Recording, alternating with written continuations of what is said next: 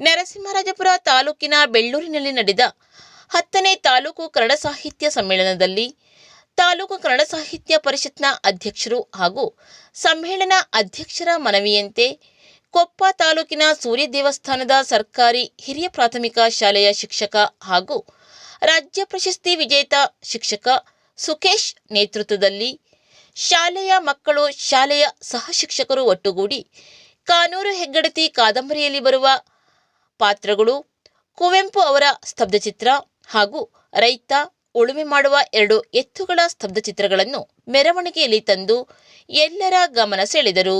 ಈ 2 ಸ್ತಬ್ಧಚಿತ್ರಗಳ ನಿರ್ವಹಣೆಗೆ ಕೊಪ್ಪ ಕಿರಣ್ ಆರ್ಟ್ಸ್ ಹಾಗೂ ನಿಡುವಾಸಿ ಸುನೀಲ್ ಅವರು ನೆರವು ನೀಡಿದ್ದರು ಎನ್ನುತ್ತಾರೆ ಸೂರ್ಯ ದೇವಸ್ಥಾನದ ಸರ್ಕಾರಿ ಶಾಲೆಯ ಶಿಕ್ಷಕ ಸುಕೇಶ್.